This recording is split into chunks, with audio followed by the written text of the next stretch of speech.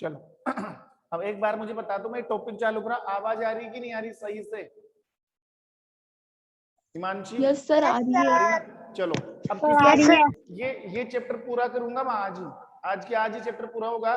कोई भी अपनी आवाज को अनम्यूट नहीं करेगा, आवाज नहीं आनी चाहिए किसी की भी, सब अपनी आवाज को म्यूट करो और अलग बैठा करो एकांत में। जब भी क्लास लेते हो कोई आपके साथ भी नहीं होना चाहिए, आप बोलते रहते हो, आवाजें आती रहती है, और बिल्कुल ऐसे ऐसी जगह पर, ऐसे प्लेस पर आपको बैठना है जो साइलेंट हो, साइलेंटली बैठना आपको, ठीक है, ताकि पूरी क्लास का मजा लिया जा सके। अब देखो प्लास्टिक के प्रकार चल रहे थे, थर्मोप्लास्टिक, थर्मोसेटिंग प्लास्टिक।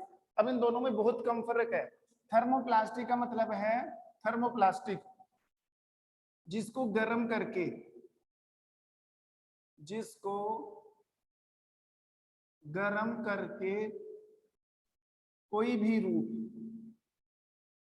जिसको गर्म करके कोई भी रूप दिया जा सकता है,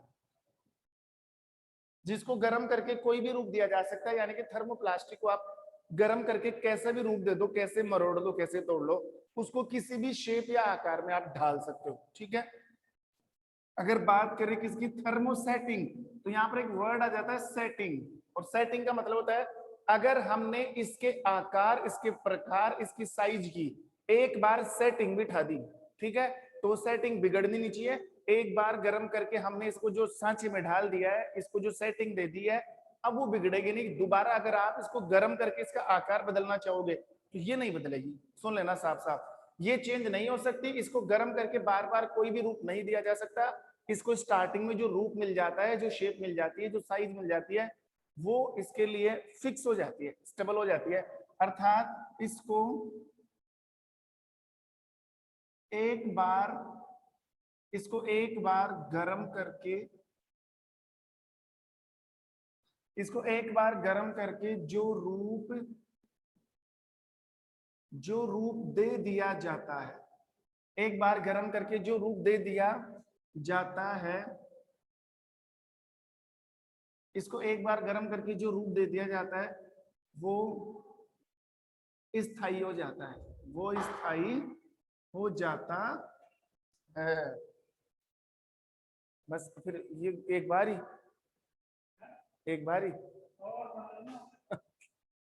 स्थायी हो जाता है, ठीक है। इसको एक बार गर्म करके जो रूप दे दिया जाता है वो स्थायी हो जाता है, ठीक है। अर्थात इसको बार बार गर्म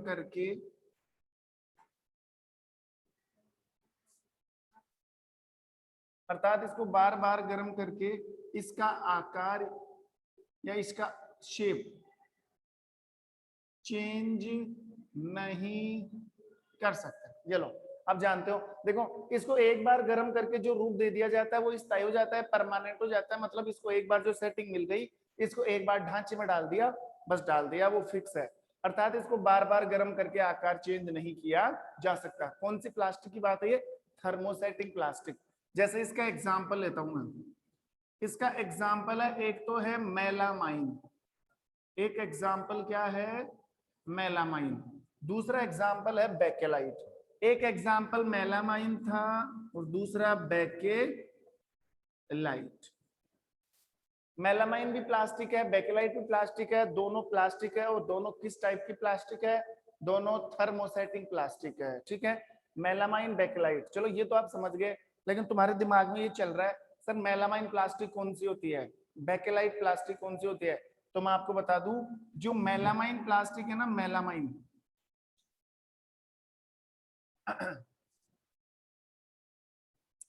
जो मेलामाइन प्लास्टिक है, देखो मेलामाइन प्लास्टिक का यूज किया जाता है, जो ये आग बुझाने वाले कर्मचारी होते हैं ना, जो आग बुझाने, फायर ब्रिगेड के मेंबर होते हैं, आग बुझाने वाले कर्मचारी, उनकी जो पोशाक बनाई जाती है, उनकी जो ड्रेस बनाई जाती है, उनकी जो यूनिफॉर्म बनाई जाती है, उस यूनिफॉर्म के ऊपर इस मेलामाइन प्लास्टिक का आवरण चढ़ाया जाता है। आप सोचो, मान लो मैं फायर ब्रिगेड का मेंबर हूं, मेरे को आग बुझाने जाना है, तो मैं नॉर्मल कपड़े पहन के नहीं जा सकता, और गलती से संश्लेषित कपड़े तो बिल्कुल भी नहीं, क्योंकि संश्लेषित कपड़े क्या करते हैं, आग पकड़ते हैं। फिर तो हो गया, आग तो बाद में बुझेगी, पहले मुझे बुझाना पड़ेगा लोगों को, ठीक है। इसलिए जो कपड़े बनते हैं ना, उनके ऊपर मेलामाइन प्लास्टिक की लेयर चढ़ाई जाती है, क्योंकि मेलामाइन एक ऐसी प्लास्टिक है जो आग को अवशोषित कर सकती है, अग्नि को अवशोषित कर सकती है, अग्नि को अवशोषित भी कर लेगी और पिघलेगी भी नहीं, और वो अग्नि हमारी बॉडी तक भी नहीं पहुंचती है, तो अग्निरोधक है वो। मेलामाइन प्लास्टिक अग्निरोधक है, आग पर उसका कोई प्रभाव नहीं पड़ता। तो इस मेलामाइन प्लास्टिक का उपयोग किया जाता है हेलो सर। क्या सर नोट्स नहीं खाते हो क्या आप? क्या? नोट्स। नहीं बेटा, नोट्स नहीं आ रहे भी आपके। नोट्स नहीं, नोट्स आप बोर्ड से तैयार करो ना, नोट्स बड़ी क्लास में लिखवाए जाएंगे जब आप 10th में आओगे। ठीक है। अब देखो मेलामाइन का यूज कहां पर होता है? मेलामाइन का यूज होता है जो फायर ब्रिगेड के मेंबर है, जो आग बुझाने वाले कर्मचारी है, आग बुझाने वाले कर्मचारी, ठीक है, उनकी पोशाक पर किसका आवरण चढ़ा होता है? मेलामाइन का। ठीक है। और बेकेलाइट का यूज कहां पर होता है? बेकेलाइट का यूज आपने देखा होगा अपने घर के अंदर जो बिजली का बोर्ड होता है, स्विच बोर्ड है, स्विच है, या फिर जो चाय बनाने का बर्तन होता है ना, उसका जो जो टैप है, टैप बोल सकते हैं उसको, जो पकड़ने वाला डंडा होता है, उस पर देखने काले रंग की लेयर चढ़ी होती है। बताओ देखा है कि नहीं देखा ऐसा? चाय बनाने का बर्तन होता है ना, यस उसके ऊपर, सर। तो वो क्यों? Yes sir. क्योंकि उसको हम पकड़ सकते हैं आराम से। अगर वो जो काले रंग का आवरण है वो प्लास्टिक है, और वो कौन सी प्लास्टिक होती है? बेकेलाइट। वो इसलिए लगाया जाता है ताकि हम उसको आराम से पकड़ के उठा ले, क्योंकि जैसे ही चाय बनाते हैं वो पूरा बर्तन तो गर्म हो जाता है, और बर्तन धातु का बना होता है, धातु में ऊष्मा का क्या होता है? चालन होता है, तुम्हारा हाथ जल सकता है, इसलिए उसके ऊपर प्लास्टिक का आवरण चढ़ा दिया जाता है। अब उसके ऊपर पॉलीथीन तो चढ़ा ही नहीं सकते ना, क्योंकि पॉलीथीन तो आग पकड़ेगी और पिघल जाएगी, इसलिए वहां पर जरूरत है एक ऐसी प्लास्टिक की जो अग्निरोधक होती है, जो आग को अवशोषित कर सके, और वो है बेकेलाइट। ठीक है। मेलामाइन का यूज हो रहा है आग बुझाने वाले कर्मचारियों की पोशाक बनाने में, और बेकेलाइट का यूज कहां पर होता है? बेकेलाइट का यूज होता है विद्युत के उपकरण बनाने में, और जो बर्तन होते हैं बर्तनों के हत्थे पर आवरण चढ़ाने में, बर्तन का जो हत्था होता है उस पर आवरण चढ़ाने में इसका यूज होता है। ये दो टाइप की प्लास्टिक है।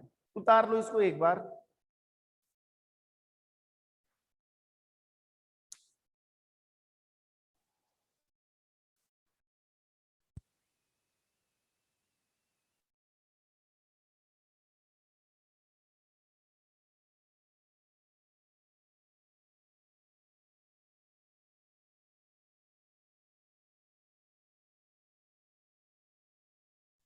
सर उतार लिए।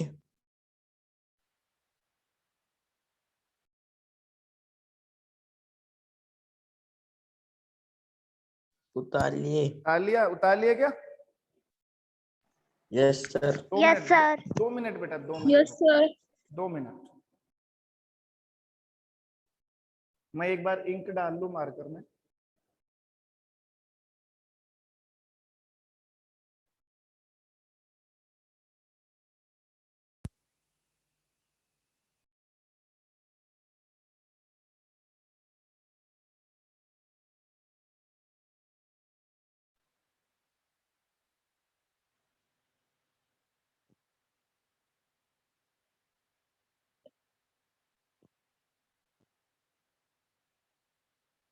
चलो देखो आगे। ये प्लास्टिक के प्रकार तो हो गए, अब जो आगे का टॉपिक है वो है प्लास्टिक के गुण। प्लास्टिक के गुण। प्लास्टिक में कौन कौन से गुण है? देखो प्लास्टिक के गुण भी पढ़ेंगे और प्लास्टिक के अवगुण भी पढ़ेंगे। मतलब ये हम अच्छी तरीके से जानते हैं कि प्रकृति के अंदर किसी चीज से अगर हमें लाभ होता है तो किसी चीज से हमें नुकसान भी होता है। तो प्लास्टिक फायदा भी करती है तो प्लास्टिक नुकसान भी पहुंचाती है। प्लास्टिक के क्या फायदे हैं, प्लास्टिक से हमें क्या लाभ है, और प्लास्टिक से हमें क्या नुकसान है, दोनों चीज पढ़नी पड़ेगी हमें। तो पहले हम पढ़ेंगे प्लास्टिक के गुण, और गुणों का मतलब है प्लास्टिक से होने वाले फायदे। ओके देखो,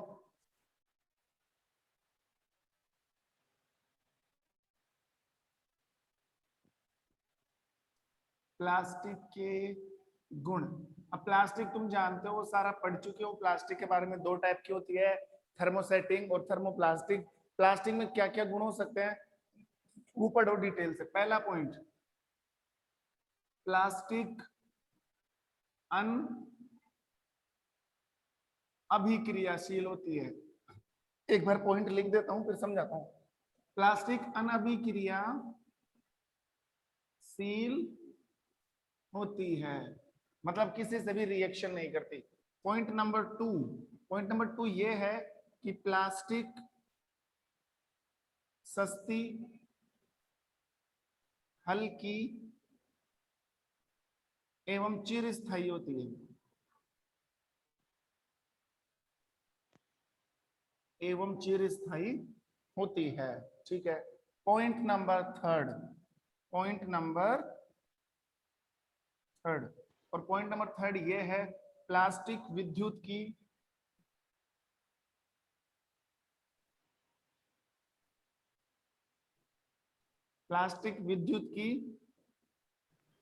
सर कुचालक। सर हाँ सर चीर का मतलब क्या होता है? वो अब समझाऊंगा बेटा, मैं सारे पॉइंट एक साथ समझाऊंगा, अभी लिख रहा हूं ना, एक एक पॉइंट उठाना पड़ेगा हमें। ओके। ठीक है। प्लास्टिक विद्युत की कुचालक होती है। ये 3 गुण पढ़ने हैं आपको प्लास्टिक के लिए। पहला पॉइंट देखो, प्लास्टिक अनअभिक्रियाशील होती है। अनअभिक्रियाशील का मतलब होता है कि प्लास्टिक किसी से भी क्रिया नहीं करती। आप प्लास्टिक के बर्तन में या प्लास्टिक का जो प्लास्टिक की थैली है, पॉलीथीन की थैली है, उसमें आप कोई भी चीज डाल सकते हो, वो क्रिया ही नहीं करती किसी से भी रिएक्शन नहीं करेगी। जैसे एक पॉलीथीन की थैली है, आपने उसमें कोई भी घरेलू सामान डाल दिया, उसमें चीनी डाल दी, चाय पत्ती डाल दी, दाल डाल दी, कोई सब्जी डाल दी, तो जैसे मान लो प्लास्टिक के अंदर शुगर है, चीनी है, तो उस चीनी को निकाल के आप उस प्लास्टिक की या पॉलीथीन की थैली में दूसरी चीज डाल सकते हो। तो ऐसा नहीं है कि उस पॉलीथीन की थैली से वो चीनी चिपक गई है, नहीं, प्लास्टिक किसी से क्रिया ही नहीं करती। प्लास्टिक के अंदर जब जो पॉलीथीन है उसके अंदर आप अपने कपड़े डाल सकते हो, कपड़ों को निकालो दूसरा सामान डाल दो, दूसरे सामान को निकालो तीसरा सामान डाल दो। तो कहने का मतलब है प्लास्टिक किसी से भी क्रिया नहीं करती, आप प्लास्टिक को बार बार काम में ले सकते हो। अगर प्लास्टिक किसी खाद्य सामग्री से क्रिया करती तो वो एक बार में खराब हो जाती।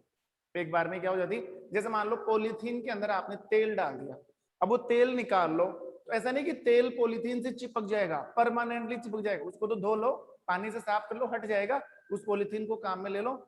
इसका मतलब ये कभी भी नहीं है, कतई भी नहीं कि सर हमने पॉलीथीन में अगर एक बार ऑयल डाल लिया तो वो तेल हटेगा ही नहीं, अब वो पॉलीथीन खराब, उसको फेंकना पड़ेगा, नहीं, बिल्कुल नहीं।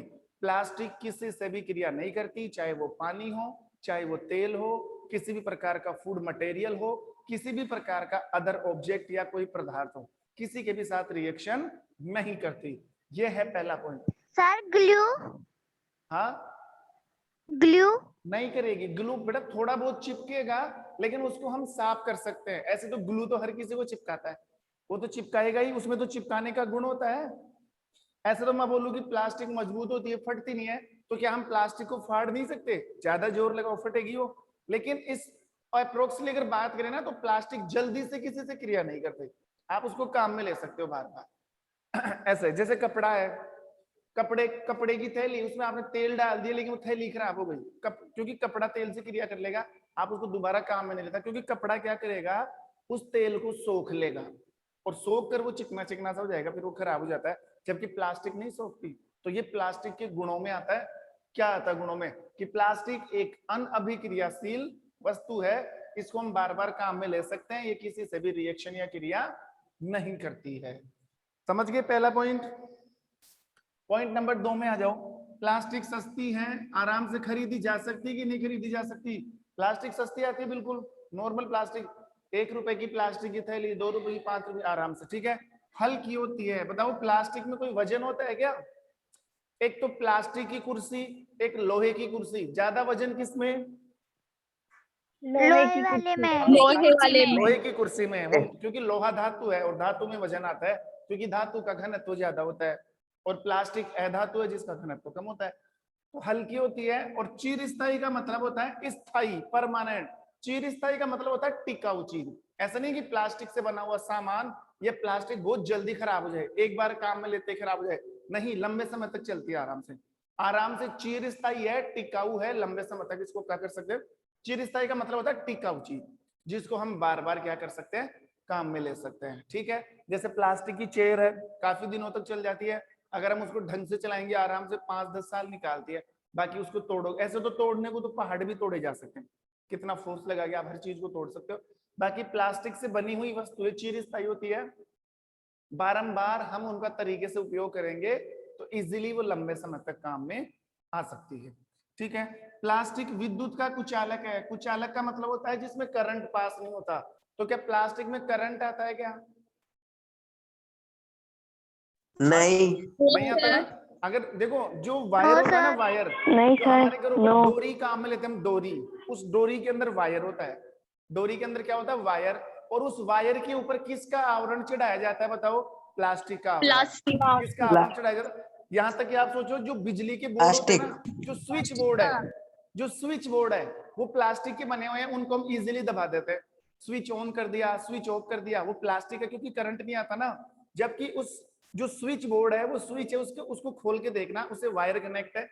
अगर उसमें करंट आता तो हम हाथ ही नहीं लगाते, हम बटन ऑन करने जाते हैं, हम ही दब जाते हैं। ऐसे बताओ, सोचो। और बताओ वो जो स्विच बोर्ड है वो कौन सी प्लास्टिक का बना हुआ है? अभी बताया था मैंने। थर्मो थर्मो जो स्विच बोर्ड है, जो बटन है, स्विच इलेक्ट्रिसिटी के जो बटन आते हैं स्विच बोर्ड के, कौन सी प्लास्टिक से बने होते हैं? बेकेलाइट। Very good. जी मानसी दे सकती जवाब, बाकी तो ध्यान। बेटेलाइट। बेकेलाइट के। किसके बने होते हैं? बेकेलाइट के। ठीक है, हो गया। ये थे प्लास्टिक के गुण। अब आप सोचो सर प्लास्टिक में इतनी क्वालिटीज है, प्लास्टिक में इतने गुण हैं, तो फिर प्लास्टिक में हानियां क्या होती है? देखो प्लास्टिक से जितना हमें फायदा है ना, उससे कई गुना ज्यादा हमें नुकसान है। और कुल मिला के मैं तो यही बोलूंगा कि प्लास्टिक कंप्लीटली बैन होनी चाहिए। बैन का मतलब है प्लास्टिक को कंप्लीटली बंद कर दिया जाना चाहिए। क्यों? क्योंकि इतने तो फायदे नहीं है, उससे ज्यादा वो हमें नुकसान देती है। कैसे नुकसान देती है, क्या नुकसान देती है, हमें क्या नुकसान है उससे, देखो वो हमारा नेक्स्ट टॉपिक होगा। और पढ़ना उसको ध्यान से कि प्लास्टिक से हमें क्या क्या हानि होती है।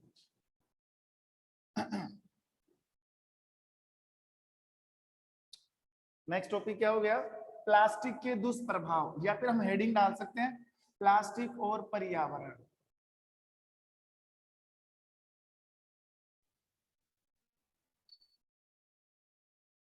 प्लास्टिक एवं पर्यावरण। अब देखो प्लास्टिक और पर्यावरण से क्या मतलब है? मतलब ये है कि जितना ज्यादा प्लास्टिक का यूज होगा ना, उतना ही ज्यादा हमारा पर्यावरण प्रदूषित होगा। जितना ज्यादा प्लास्टिक का यूज होगा उतना ही ज्यादा हमारा पर्यावरण प्रदूषित होगा। यानी कि एनवायरमेंट के लिए, वातावरण के लिए, पर्यावरण के लिए प्लास्टिक जहर है, गलत है। बहुत ज्यादा गंदा पदार्थ है प्लास्टिक पर्यावरण के लिए। कैसे? देखो ऐसे, ध्यान देना। अगर मैं तुमसे पूछूं, बताओ हम प्लास्टिक को जला सकते हैं क्या? प्लास्टिक को जला नहीं सकते। नहीं सकते। देखो कोई बोले सर प्लास्टिक को कैसे नहीं जला सकते? प्लास्टिक को तो आराम से जलाया जा सकता है। प्लास्टिक तो जलती है, जलाने को तो जला लो, प्लास्टिक जलाने को तो जलेगी आराम से। लेकिन सोचो अगर आप प्लास्टिक को जला रहे हो, बहुत सारी प्लास्टिक आपने एक जगह इकट्ठी कर ली और आप उसको जला रहे हो, तो जैसे ही प्लास्टिक जलेगी उसमें से क्या निकलेगी? हानिकारक गैसें। मान लो ये प्लास्टिक का ढेर लगा रखा हमने यहाँ पे, ये सब प्लास्टिक है, ठीक है। और नीचे से हमने आग लगा दी इसमें, ठीक है। ये क्या है? प्लास्टिक का ढेर। नीचे से क्या दे रहे हो आप? ज्वाला दे रहे हो, आग दे रहे हो।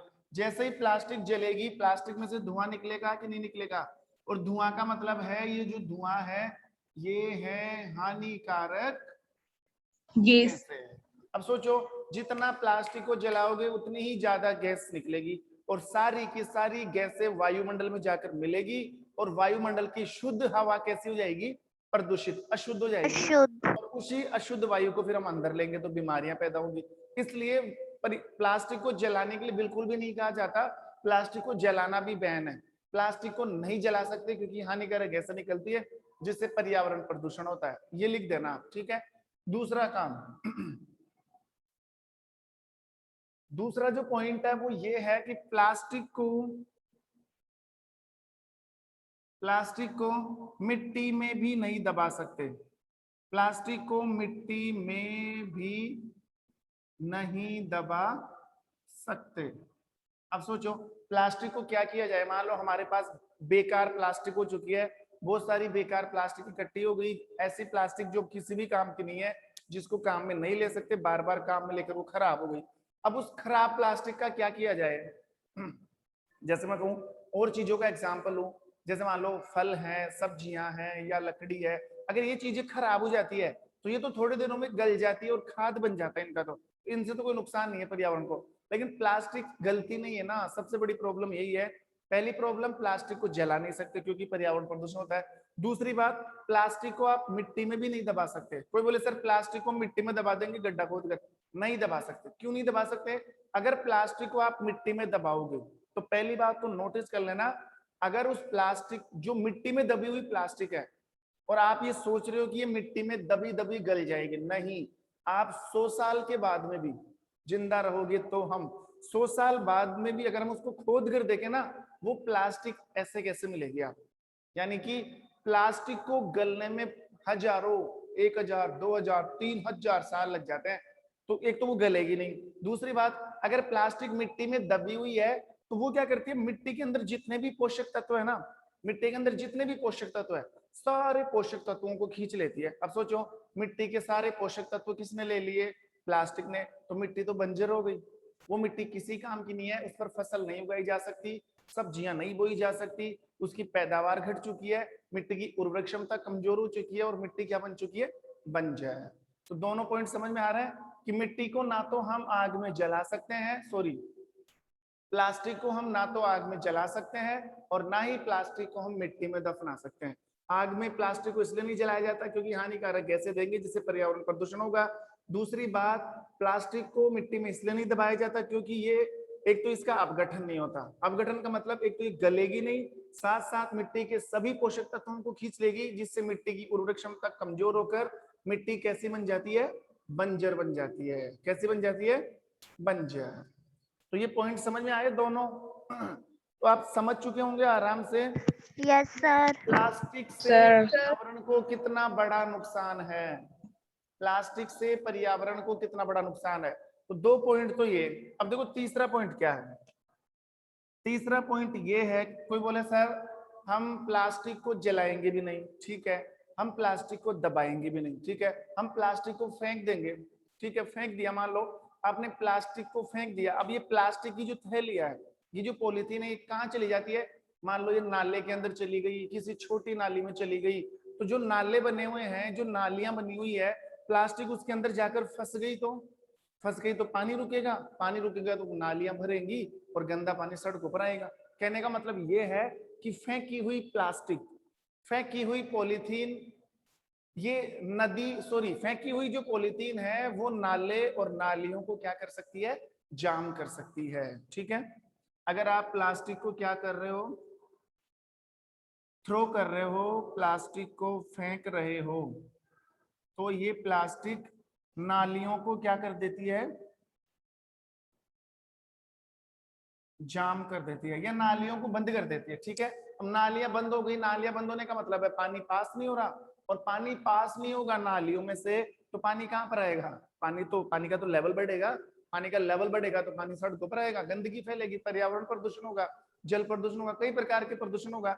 गंदा पानी हमारी बॉडी से टच होगा तो हम कई प्रकार की बीमारियों की चपेट में आएंगे, ठीक है। इसलिए पॉलीथीन को ऐसे भी नहीं फेंक सकते। फिर अगर पॉलीथीन को आप फेंक रहे हो, अगर वो नालियों में भी नहीं जा रही, तो फिर जो ये आवारा पशु होते हैं ना, जो इधर उधर, जैसे गाय है, ठीक है, भैंस है, बैल है, जो इधर उधर जाते रहते हैं ऐसे, वो उस पॉलीथीन को खा जाते हैं। और पॉलीथीन का अपघटन तो होता नहीं है, तो पाचन कहाँ से होगा? तो पॉलीथीन सीधी जाके उनके आमाशय में जमती है और आमाशय में जमने से कई प्रकार की क्रियाएं रुक जाती है पशुओं की, जिससे पशुओं की क्या हो सकती है? मृत्यु तक भी हो सकती है, ठीक है।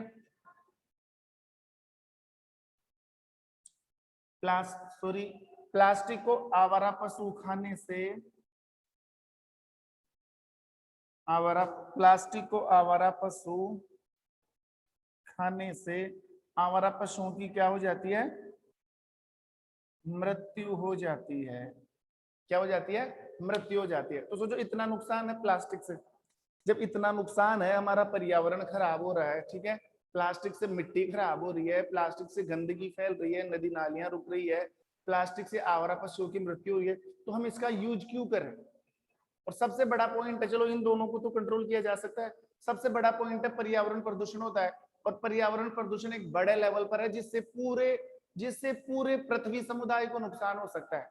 ठीक है, पूरे अगर मैं बात करूं ऑल ओवर, अगर यूनिवर्स की बात करूं या हमारी गैलेक्सी की बात करूं या हमारे ग्रह की बात करूं, पूरे पृथ्वी समुदाय को, पूरे जन समुदाय को नुकसान हो सकता है। किससे? पर्यावरण प्रदूषण से। और उस पर्यावरण प्रदूषण को बढ़ावा दिया है किसने? प्लास्टिक ने। तो प्लास्टिक का यूज हमें नहीं करना चाहिए। फिर देखो दूसरी बात ये भी उठती है कि सर ऐसा पॉसिबल ही नहीं, अगर हम प्लास्टिक का यूज नहीं करेंगे तो हमारे कई प्रकार के कार्य रुक जाएंगे। हम नित्य नई वस्तुओं डालने के लिए, नित्य नई सामग्रियों को डालने के लिए किसका यूज करें? प्लास्टिक में तो हम फटाफट डाल के काम में ले लेते हैं, कहीं पर भी ले जाते हैं, कहीं पर भी रख देते हैं, हल्की होती है, सस्ती होती है, कहीं पर भी मिल जाती है। हाँ, ये बिल्कुल सही पॉइंट है कि प्लास्टिक का यूज बंद भी नहीं हो सकता और प्लास्टिक को हम काम में भी नहीं। फिर क्या किया जाए? देखो प्लास्टिक को ना जलाया जा सकता है, प्लास्टिक को ना दबाया जा सकता है, ना फेंका जा सकता है, और ना ही प्लास्टिक के बिना रहा जा सकता है। समझ में आ रही होगी बात? तो क्या किया जाए? फिर एक ऐसा तरीका निकाला जाए कि प्लास्टिक को हम काम में भी ले लें और प्लास्टिक से पर्यावरण और भूमि प्रदूषण यानी कि मृदा प्रदूषण भी ना हो, नालियां भी जाम ना हो, आवारा पशु भी ना खाए। ऐसा कौन सा तरीका है? तो ऐसा एक तरीका निकाला गया जिसे बोलते हैं 4R सिद्धांत। 4R सिद्धांत। अभी 4R सिद्धांत ये मैं नेक्स्ट क्लास में पढ़ाऊंगा, अभी नहीं, लेकिन इससे पहले हम एक टॉपिक क्लियर करेंगे। देखो टॉपिक क्या है? अगर आप बात करोगे ना, पर्यावरण के अंदर दो टाइप के पदार्थ मिलते हैं। पर्यावरण के अंदर दो टाइप के पदार्थ, एक तो जैव निम्नीकरण,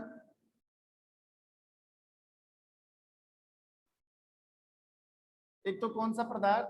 जैव निम्नीकरण, और जो दूसरा पदार्थ है वो है अजैव निम्नीकरण। एक तो जैव निम्नीकरण पदार्थ और जो दूसरा पदार्थ है वो है अजैव निम्नीकरण।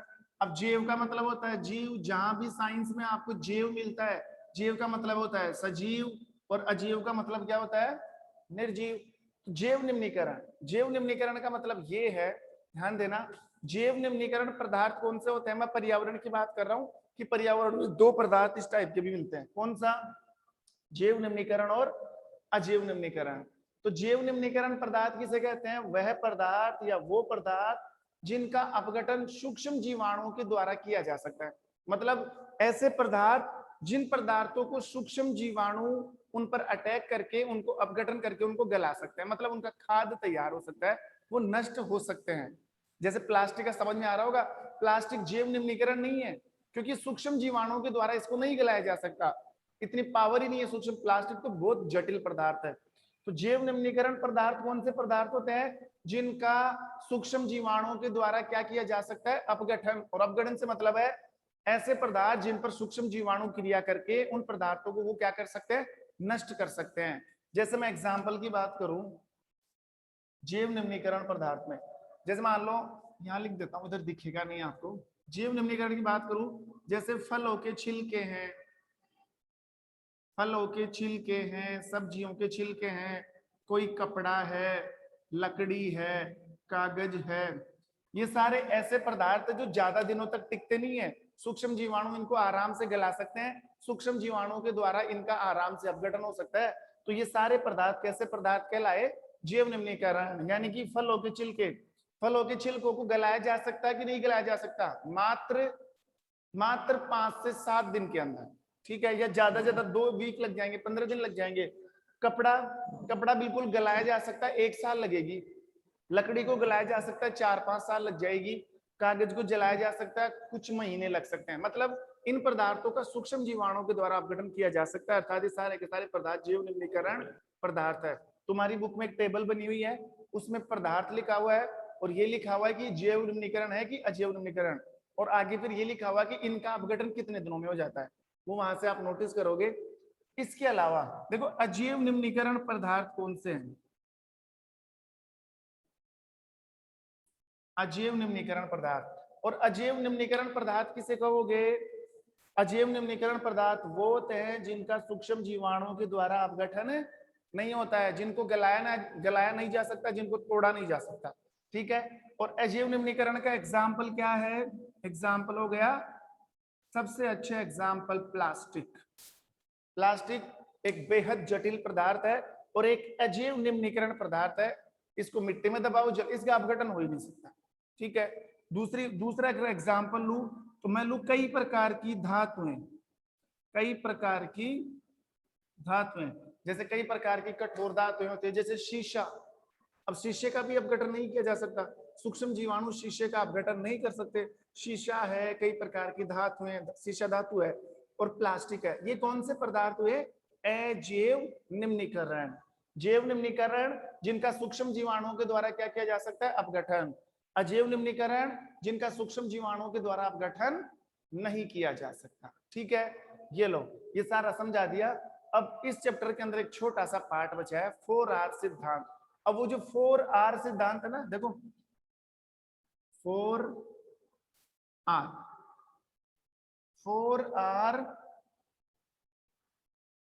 सिद्धांत। अब जो 4R सिद्धांत है वो प्लास्टिक के लिए है कि प्लास्टिक को ना तो जलाया जा सकता है, ना दबाया जा सकता है, ना फेंका जा सकता है, प्लास्टिक के बिना रहा भी नहीं जा सकता। तो ऐसा कौन सा तिकड़म बिठाए, कौन सा तरीका लगाए कि प्लास्टिक को काम में भी ले ले, फेंके भी नहीं, हमारा काम भी बना रहे, पर्यावरण प्रदूषण भी नहीं हो, भूमि प्रदूषण भी नहीं हो, नदी नाले भी जाम ना हो, और आवारा पशुओं की मृत्यु ना हो। इन सभी चीजों से निपटने के लिए, सभी चीजों से बचने के लिए एक सिद्धांत बनाया गया जिसे कहते हैं 4R सिद्धांत। ठीक है, और वो हम डील करेंगे, लीड करेंगे नेक्स्ट क्लास के अंदर। समझ में आया ना ये आज का टॉपिक? Yes sir.